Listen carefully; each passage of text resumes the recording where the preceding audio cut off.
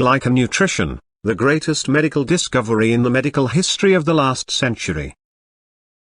Glyconutrition and the silence in Parliament. Sir Isaac Newton is not generally associated with medicine and biology, much less glyconutrition. Newton lived 1642 to 1727, a period now referred to as the Age of Newton. However, you don't get an entire age named after you unless you have done something spectacular, like inventing the calculus, or discovering the law of gravity and the laws of optics. His impact was so enormous, even in his own lifetime, people of all stations in life wanted to get just a glimpse of him or hear anything he had to say. Problem was, he was very sensitive and shy, so words didn't come easily. Ergo, he didn't say much except in the lecture hall of the university, where very occasionally he did lecture. Granted, not on glyconutrition, but we haven't gotten there yet. There he did open his mouth. Imagine sitting through a lecture of the world's greatest scientist,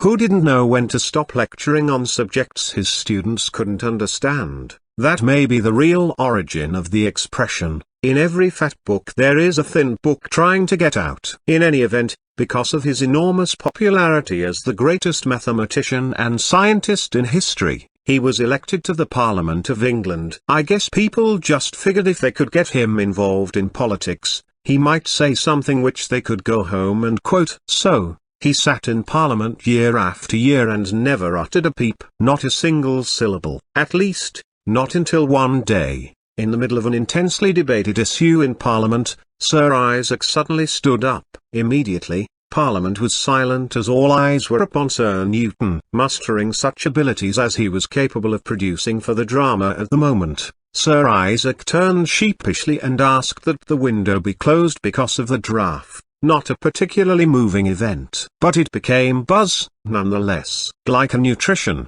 accessing the nutrients, is a key to health. So, what does all of this have to do with glyconutrition? Actually, we don't remember Isaac having anything to do with glyconutrition. There's a good reason for that.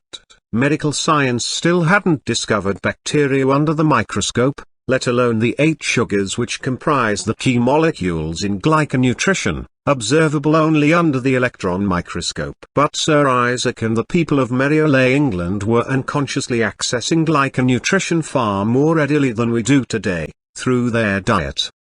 Glyconutrition supplied the essential ingredients of protection for newborns who were breastfed. The sugars involved with glyconutrition are present in surprising quantities for the baby. Garlic, certain saps and quite a few of the herbs rich in glyconutrition, were part of the diet in Merriolay, England of that day. England didn't then resort to green harvests, processed foods, chemical preservatives which destroy glyconutrition. Indeed, our society depletes the soil, processes food for taste and convenience, and introduces toxins that overwhelm our immune system. What little glyconutrition we do get, is simply not enough to do the job. Instead, glyconutrition was not processed out of the corn, oats, barley, wheat, leeks, carrots, radishes, pears, and red wine of that society. Granted, they had other problems, like the Black Death,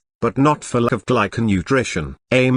Fruits are loaded with pectins, such as apple pectins, and are instrumental in providing glyconutrition. It is, for that reason, Merriolay, England did not see the huge epidemics in so many categories of diseases as we do today. Overactive immune deficiencies include food allergies, pollen and grass allergies, asthma, eczema, which result from severe lack of glyconutrition, producing a misguided inflammation. In short, because glyconutrition is lacking, our immune system overreacts to certain foreign substances in our body, which normally it should be able to easily handle. Without glyconutrition in proper supply, asthma and allergies produce exaggerated inflammatory responses. Underactive immune systems, from lack of glyconutrition, can produce colds and flu, cancers of all types, bronchitis, ear infections, shingles, strep, TB, urinary yeast infection,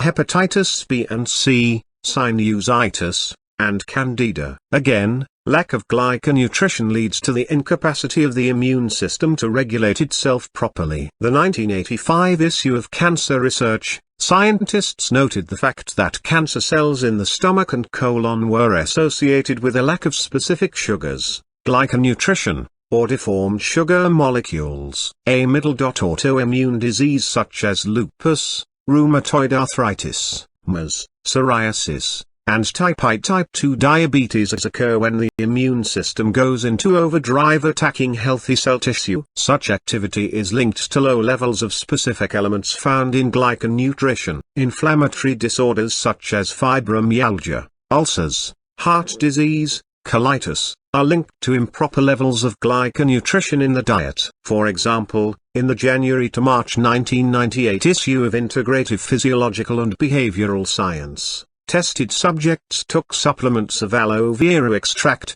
containing glyconutrition compounds, especially acetylated mannans, and reported significant improvement in the symptoms accompanying fibromyalgia and chronic fatigue syndrome. Glyconutrition, ho-hum. Most people of his era were amazed at what Isaac Newton produced. They were so spellbound by anything he did, a whole parliament stopped mid-sentence to hear what he would say next. Today, on the other hand, I am amazed at the fact that glyconutrition holds the answer to so many maladies, perhaps thousands, and so few are even aware of the subject. Most doctors don't know about glyconutrition despite the fact that glyconutrition is listed in the PDR, Physician's Desk Reference, the Bible of the medical world, used by 99% of all doctors. One thing about good old Sir Isaac: when he made a discovery, he knew what he had and he used it, bettering the world in which he lived. An entire generation could see the progress and named an era for him. Will we do the same with glyconutrition? What may be the greatest medical discovery in the medical history of the last century?